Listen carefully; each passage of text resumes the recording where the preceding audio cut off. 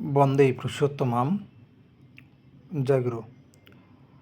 পরম প্রেমময় শ্রী শ্রী ঠাকুর অনুকূলচন্দ্রের আলোচনা প্রসঙ্গে পঞ্চম খণ্ড গ্রন্থ থেকে পাঠ।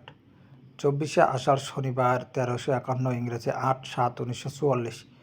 কয়েকদিন আগে 30শে জুন রাত্রি 11:30টার সময় পুজো নিয়া সাধনাদি শ্রী শ্রী ঠাকুরের প্রথমা কন্যা কলকাতা মেডিকেল কলেজ হাসপাতালে পরলোক গমন করেছেন।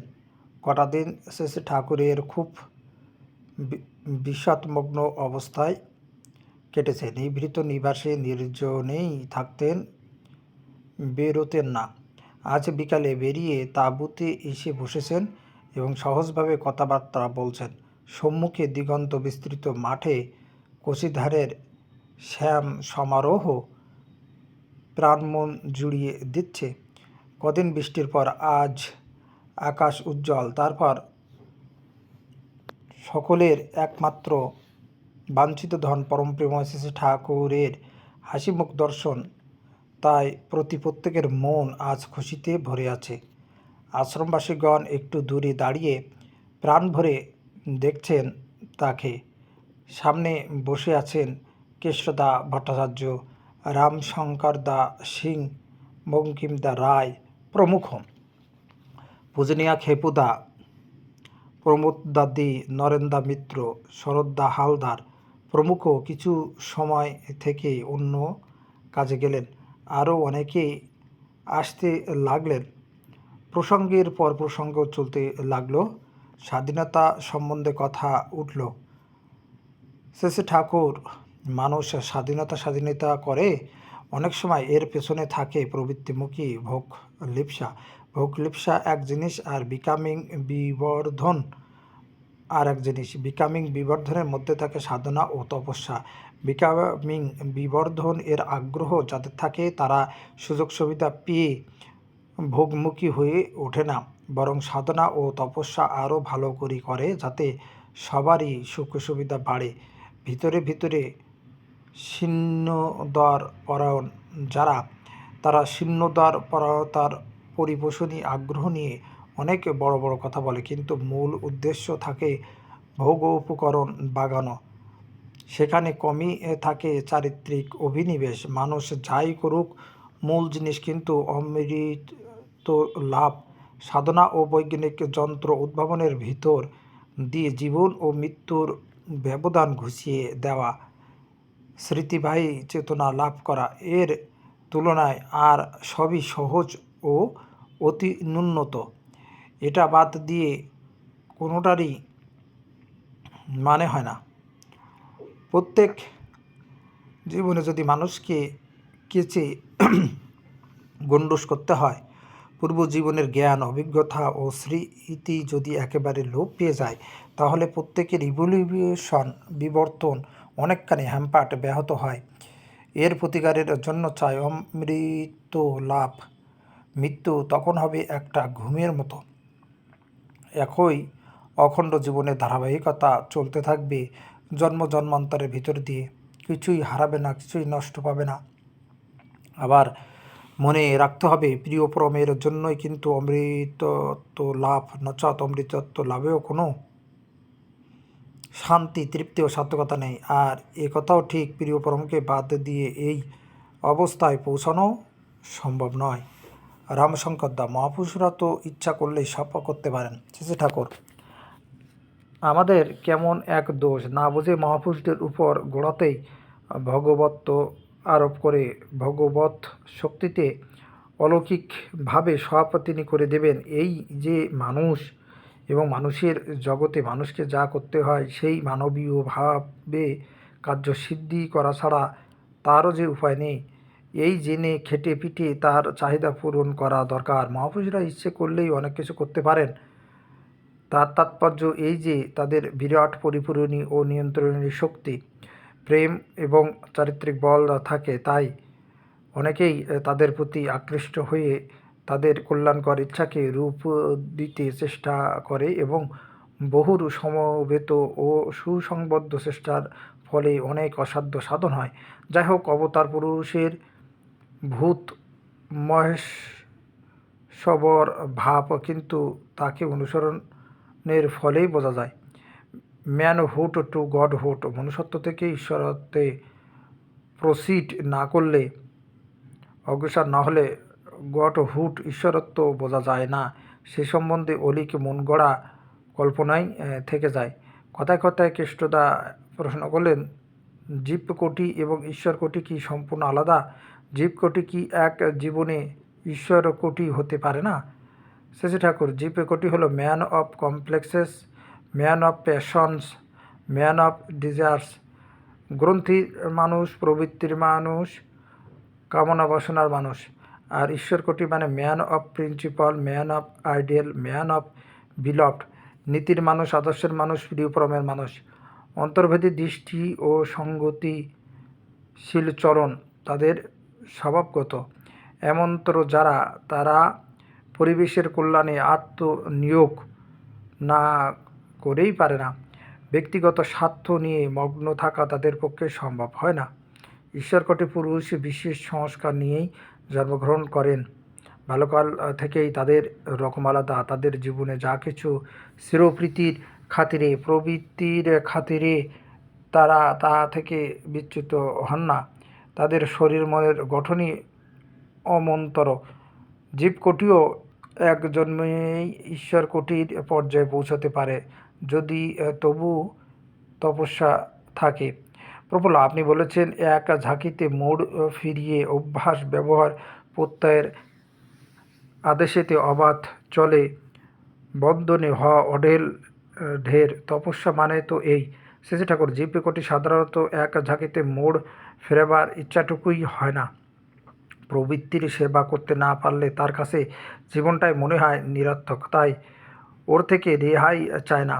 ভাবে, তাহলে বেঁচে থেকে লাভ কী, আর বাঁচবেই বা কী নিয়ে? প্রবৃত্তির হুল ও বুলি মেটাতে তারা সত্তাকে ক্ষয় করতে ডাইনে বায়ে চায় না, কিন্তু সত্তাকে অক্ষুণ্ণ রাখতে প্রয়োজনমতো প্রবৃত্তিকে স্যাক্রিফাইস, বিসর্জন করতে নারাজ। তবে সৎসঙ্গ ও সাধুসঙ্গে মানুষের inherent will to live and grow, অন্তর্নিহিত বাছা ও বৃদ্ধির পাওয়ার ইচ্ছা আরও এক্সাইটেড, উদ্দীপিত হয়ে ওঠে। তার ফলে প্রবৃত্তি নিয়ন্ত্রণের আগ্রহ বেড়ে যায়। এই আগ্রহ যখন খুব বেড়ে যায়, তখন অভ্যাস, ব্যবহার, প্রত্যয়ের মোড় ফেরাবার ইচ্ছা হয়।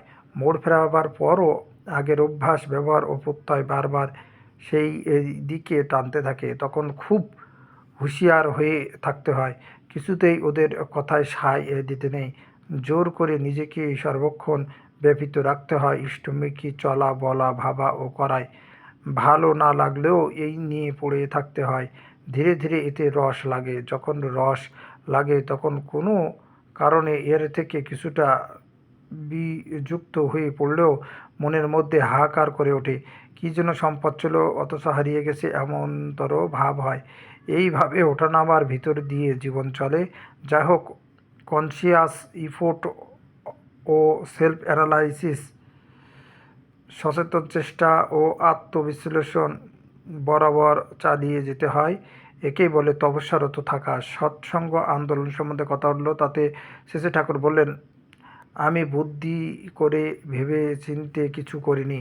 মানুষকে ভালো লাগে, মানুষের ভালো চাই, আর পরমপিতার দয়ায় এই ভালো সম্বন্ধে জীবনের অভিজ্ঞতা কুড়িয়ে প্রত্যক্ষ বোধ যতটুকু যেমনতর লাভ করেছি, তেমনতরই ভাবি, তেমনতরই বলি, তেমনতরই করি। তা থেকে এমন কল তৈরি হয়েছে, খেলতে খেলতে এমন জবর চাপ বেঁধে গেছে যে খুলবার জো নেই।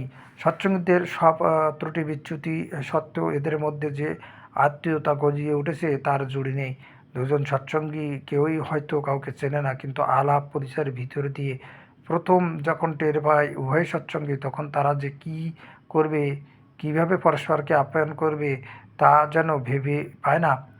এখন আর কিছু না, যা বলছিলাম, ওই এক ডজন সুকেন্দ্রিক বীর্যবান ঋষি প্রতিভু হলেই হয়। একবার দীর্ঘ নিঃশ্বাসে ত্যাগ করে কাতরভাবে বললেন, আমার কপালটাই খারাপ। মহারাজ গেল, মা গেলেন, তারপর গোপাল চলে গেল। আর গত 2-3 মাসের মধ্যেই পরপর কিশোরী, মাস্টারমশাই ও সাধনাকে হারালাম। কি জনা এত কষ্ট পাচ্ছি জানিও না। সবাই চুপচাপ আছেন। একটু পরে রামশঙ্কর দার দিকে চেয়ে শ্রী শ্রী ঠাকুর স্নেহে বললেন, ও যদি মা থাকতে আসতো। রামশঙ্কর দা, এত দেরি হলো কেন? শ্রী শ্রী ঠাকুর গ্রহ অর্থাৎ অবসেশন থাকে। কেষ্টদাকে উঠতে দেখে শ্রী শ্রী ঠাকুর জিজ্ঞাসা করলেন, কোথায় যান? কেষ্টদা, একটু কাজ আছে। শ্রী শ্রী ঠাকুর, তাহলে আসেন। রামশঙ্কর দা, কোথাও ভালো খাবার পেলে খেতে ইচ্ছে করে না। তখনই মনে হয় বহু গরিবকে বঞ্চিত করে এই খাবার তৈরি হয়েছে। শ্রী শ্রী ঠাকুর, গরিবকে এমনভাবে তুলে ধরো, সেবা দাও যাতে সে গরিব না থাকে। সেবা দেওয়া মানে শুধু খেতে পড়তে দেওয়া নয়, ধর্মদানই শ্রেষ্ঠ দান। তার ভিতর দিয়েই মানুষের যোগ্যতা বাড়ে। মানুষের জন্য যতই করা যাক না কেন, তার চরিত্রের পরিবর্তন করতে না পারলে তার দুঃখ ঘোচে না। ধর্মদান মানে ধৃতি অর্থাৎ বাসা বাড়ার সুলোকগুলি সঞ্চারিত করা। তদনুরূপ চরণী চরিত্র। নিজেরা চরিত্রের অধিকারী হও আর অন্যের ভিতর চরিত্র চড়াও। চরিত্রের মূল কথা হলো প্রেম। আত্মেন্দ্রিয় প্রীতি ইচ্ছা তারে বলি কাম, কৃষ্ণেন্দ্রিয় প্রীতি ইচ্ছা ধরে প্রেম নাম। আইডিয়াল সেন্ট্রিক, ইষ্টকেন্দ্রিক না হলে প্রকৃত প্রেমের জাগরণ হয় না অন্তরে। তাই আত্মনিয়ন্ত্রণ ও অন্তর্নিহিত গুণাবলীর বিকাশও হয় না। তা না হলে কেউ ভিতর ও বাইরের ঐশ্বর্যশালী হয়ে উঠতে পারে না। তাই যদি কারো উপকার করতে চাও, তাকে ইষ্টপ্রেমের প্রেমিক করে তোলো। প্রফুল্ল, ক্যাপিটালাইজড ধনীকে থাকলেই তো দেশে গরিবে থাকবে। ক্যাপিটালাইজড ধনীকরা তো গরিবের দিকে চায় না। শ্রী শ্রী ঠাকুর, আমি বলি সবাই ক্যাপিটালাইজড ধনিক হোক, সবাই রিচ ধনী হোক। ধনীকে টেনে না নামিয়ে গরিবকেও ধনী করে তোলো। ধনী যদি গরিবের দিকে না তাকায়, তাদের সব দিক দিয়ে উন্নত করে তুলতে চেষ্টা না করে, তাহলে বুঝতে হবে সেটা তাদের ফুলিশনেস, বোকামি। টাকার চাইতে মানুষ অনেক বেশি মূল্যবান। তাই যাদের টাকার উপর অধিকার আছে অথচ মানুষের হৃদয়ের উপর অধিকার নাই, তাদের ওই টাকা কিন্তু সেফ, নিরাপদ ও লাস্টিং, স্থায়ী নয়। বাসা বাড়ার ব্যাঘাত সৃষ্টি করে পরিবেশকে যারা খেপিয়ে তোলে, বিরূপ করে তোলে, পরিবেশের হাতে তাদের নাজেহাল হওয়া অনিবার্য হয়ে ওঠে। এই হলো প্রকৃতির বিধান। টাকার জোরে কর্মফল থেকে রেহাই পাওয়া যায়। আবার এও দেখা যায়, গরিবরা যারা বড়লোকের অধীনে কাজ করে, তারা তাকে লাভবান করে তোলার দিকে নজর না দিয়ে নিজেদের দাবি দেওয়া নিয়েই ব্যস্ত থাকে। অনেক সময় ইচ্ছা করে ক্ষতিগ্রস্ত করে। এও কিন্তু সুইসাইডাল পলিসি, আত্মঘাতী নীতি। যে তোর অন্ন যোগায়, তাকে যদি মারিস, তাহলে তুই বজায় থাকবি কী করে? এটা উভয়ত। তাই বড়লোক হওয়া মানে শোষণ করা নয়, ফাঁকি দেওয়া নয়, সেবা দেওয়া, বাচ্চা বাড়ার যোগান দেওয়া। দুনিয়ার প্রত্যেকটি গ্রেট ম্যান, মহৎ লোকই রিচ ম্যান, ধনী। কৃষ্ণ ঠাকুর, বুদ্ধদেব, যীশুখ্রিস্ট, রামকৃষ্ণ ঠাকুর, এরা হয়ে ছিলেন সেবার ভিতর দিয়ে অগণিত লোকের স্বার্থকেন্দ্র। এদের মতো রিসোর্সফুল, সঙ্গতিসম্পন্ন, এদের মতো ধনী কজন আছে? অর্থ এদের সেবায় নত জানো। রামশঙ্কর দা, পরিবেশকে সেবা না দিয়ে পশু বলে দাবিয়ে রেখে এবং বুদ্ধি বলে শোষণ করে ও ফাঁকি দিয়ে অনেকে বড়লোক হয়ে থাকে। শ্রী শ্রী ঠাকুর, কেউ যদি অন্যকে দাবিয়ে রাখে, শোষণ করে বা ফাঁকি দেয়, অন্য সুযোগ খুঁজবে তাকে দাবিয়ে রাখতে, শোষণ করতে বা ফাঁকি দিতে। তাই কোনো সময় যে সে প্রতিক্রিয়ার চাপে পড়ে স্যাটার্ড বিধ্বস্ত হয়ে যাবে তার ঠিক নেই। আর মানুষের ক্ষতি করার যে যোগ্যতা, সে যোগ্যতার কোনো সার্থকতা নেই। তাতে আপাতত কিছুটা কাজ হাসিল হলেও শেষ রক্ষা হয় না। মানুষের পাওয়াটা আসে মানুষের মাধ্যমে। পাওয়ার উৎস যারা, তাদের হীনবল করে তুললে পাওয়ার পথ তো আপনি রুদ্ধ হয়ে আসবে। তবে সব বড়লোকই যে এক রকমের তা কিন্তু নয়। সেবার ভিত্তিতে অনেস্টলি সাধুভাবে গরিবী থেকে বড়লোক হয়েছে এমন দৃষ্টান্ত বিরল নয়। তবে দারিদ্র্য পীড়িত যারা প্রায় দেখা যায় তাদের ভিতর ইন্টেলিজেন্স, বুদ্ধিবৃত্তি, অ্যাক্টিভিটি, কর্মপ্রবণতা, ইনকুইসিটিভ সার্ভিসিং, জেল অনুসন্ধিৎসু সেবাগ্রহ, ইলাকেটিং বিহেভিয়ার, উদ্দীপনাময় ব্যবহার, অটো ইনিশিয়েটিভ রেসপন্সিবিলিটি, প্রবৃত্ত দায়িত্ববোধ, ইফিসিয়েন্সি, দক্ষতা ইত্যাদি অত্যন্ত কম। অন্যদিকে জিলিয়াসি, ঈর্ষা, ফল্ট ফাইন্ডিং হ্যাবিট, দোষ দর্শনের অভ্যাস, ইন্ডোলেন্স, আলস্য, সেলফিশনেস, স্বার্থপরতা, ইনগ্রেটিউইডি, অকৃতজ্ঞতা ইত্যাদি সম্পদ প্রভূত এর প্রতিকার করতে হবে। রামসংকতা কীভাবে প্রতিকার হবে? সেটা কোন মানুষগুলিকে দীক্ষিত করে তুলতে হবে, যজন যজন ইষ্টভীতি পরায়ণ করে তুলতে হবে। তার ভিতর দিয়ে প্রবৃত্তি গুলিয়ে গায়ে হাত পড়বে। কোনো মানুষকে আমি যখন দেখি যে নিজের অভাব অভিযোগ নিয়ে খুব বিব্রত হয়ে পড়েছে, তখন তার কাছে অন্যের জন্য কিছু চাই, অপরের জন্য কিছু আহরণ করতে গিয়ে দেখা যায় তার ইন্ডোলেন্ট সেলফিশ অবসেশন, অলস স্বার্থপর অভিভূতিটা অন্তত সাময়িকভাবে কেটে যায়। এতে তার অভাব অভিযোগের সমাধান হোক বা না হোক, এই সেলফিশনেস অ্যাক্টিভ রান, নিঃস্বার্থ সক্রিয় চলন যদি বজায় রাখে, তার ভিতর দিয়ে তার পথ খুলে যেতে পারে। সেই জন্য আমি বলেছি, অভাব যখন মারবেছ, যা জোটে দিস পাবি জো। মণিভাই সেন একজনের চিঠির উত্তর সম্পর্কে শ্রী ঠাকুরের নির্দেশ নিয়ে গেলেন। বীরেন্দা ভট্টাচার্য, বাড়িতে অসুখ বা অসুচ হলে ভিক্ষা দেয় না কেন? শ্রী ঠাকুর, ভিক্ষার ভিতর দিয়ে রোগ, অসুচিতা বা শোকের সংক্রমণ হতে পারে বলে দেয় না। কাউকে কিছু দিতে গেলেই এমনভাবে দিতে হয় যাতে গ্রহীতার কোনো ক্ষতির কারণ না ঘটে।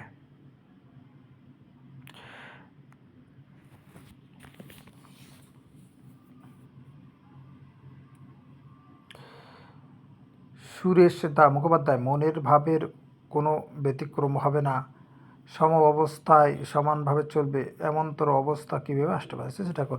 স্বাভাবিক নিয়মে এবং অবস্থা ও পরিস্থিতির চাপে মনের মধ্যে নানা ভাবের খেলা চলতেই থাকে। ঢেউয়ের মতো কখনো ওঠে কখনো নামে, কিন্তু এগুলিতে বেশি উল্লসিত হতে নাই বা খুব ঘাবড়াতেও নাই। ভাবতে হয় যখন যে অবস্থায় আসুক তার ভিতর দিয়ে ইষ্টানুকূল কি কতটা করা যায়, আর সেদিকে মনোনিবেশ করতে হয়। ইষ্টমুখী চলনের এই ক্রমাগতি যদি বজায় থাকে, তাহলে মনের ওঠা পড়ায় বা সুখ দুঃখের দ্বন্দ্বে বিশেষ কোনো ক্ষতি করতে পারে না। ওগুলি আসে যায়, কিন্তু বিবর্তনকে স্তব্ধ করতে পারে না। শুধু সাবধান থাকবেন ইষ্টাভিমুখী চলন ও করণ যেন কিছুতেই থেমে না যায়। এই গতি কখনো একটু মন্থর, কখনো একটু তীব্র হতে পারে, তাতে কোনো ক্ষতি নেই। ওটা শেষ পর্যন্ত পুষিয়ে যায়। যখন ভাবছেন কিন্তু এগোতে পারছেন না, তখনই হয়তো অজ্ঞাতে অনেকখানি এগিয়ে যাবার শক্তি সংগ্রহ করছেন। তবে সুখ দুঃখ, আনন্দ নিরানন্দ, স্তুতি নিন্দা উপেক্ষা করে ইষ্টিচলন বজায় রেখে চলাই চায়। নির্মলদা ব্রহ্ম তার প্রতি একজন বিশিষ্ট কর্মীর আচরণ সম্বন্ধে বলছিলেন। শ্রী ঠাকুর সহানুভূতির সঙ্গে বললেন, পালা পোষা ধরা করার ধারবে না, অথচ শাসন করবে, মাতব্বরি করবে, প্রভুত্ব দেখাবে, এ ধরনের লোকের তো অভাব নেই। তুই ওতে মন খারাপ করিস না। তুই যে কোনো খারাপ ব্যবহার করিসনি, এইটাই ভালো করেছিস। তোর উপর খারাপ ব্যবহার করলে তুই নীরব থাকিস, তাতে ক্ষতি নেই। কিন্তু তোমার সামনে কেউ যদি কারো উপর অসমীচীন খারাপ ব্যবহার করে, সেখানে কিন্তু ন্যায্য প্রতিবাদ করাই লাগে। অবশ্য ভালো করে বোঝাতে চাই কে কেন কার সঙ্গে কী ব্যবহার করছে, কেউ যদি কারো সংশোধনের জন্য তাকে রূঢ় কথা বলে, অথচ তার উদ্দেশ্য, স্থান, কাল, পাত্র, পরিবেশ না বুঝে তুমি যদি মাঝখান থেকে প্রতিবাদ করতে যাও, তাহলে সেটা কিন্তু হবে বেকুবি। অনেক জায়গায় একটা ব্যবহার দেখতে বাহ্যত খারাপ হলেও সেইটাই হয়তো সমীচীন ও প্রয়োজন। তাতে বাধা দিলে অসৎ নিরোধের নামে অসৎ আচরণকে প্রশ্রয় দেওয়া হয়ে যায়। নির্বল দা সে কীরকম? শ্রী ঠাকুর, ধরো একটা ছেলে কোনো অন্যায় কাজ করছে, আর সেই জন্য তার বাবা তাকে মাত্রা মতো শাসন করছে।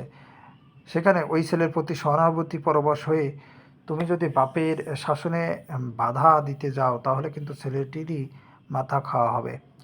তবে যদি এমনতর দেখো যে শাসন করতে গিয়ে বাপ রাগে আত্মহারা হয়ে গেছে এবং শাসনের মাত্রা এমনতর পর্যায়ে উঠেছে যে ছেলেটির পক্ষে মারাত্মক হতে পারে, সেখানে কৌশলে তার রাগ থামাতে চেষ্টা করাই উচিত। তাও এমনতরভাবে করা দরকার যাতে ছেলেটি না বুঝতে পারে যে তাকে সমর্থন করা হচ্ছে। আবার তোমার হৃদ্য কৌশলী আচরণ দেখে ছেলেটিও যেন বুঝতে পারে কীরকম ব্যবহার করলে তার বাপ রাগত অবস্থাও খুশি ও তৃপ্ত হন, এবং সেও যেন সেই রকম করতে প্রবুদ্ধ হয়। ধীরে ধীরে বেলা পড়ে আসলো। শ্রী ঠাকুর নিরিবিলি থাকতে চান বুঝে ভিড় সরিয়ে দেওয়া হলো। বন্দে পুরুষোত্তম, বন্দে পুরুষোত্তম, বন্দে পুরুষোত্তম, জয় গুরু।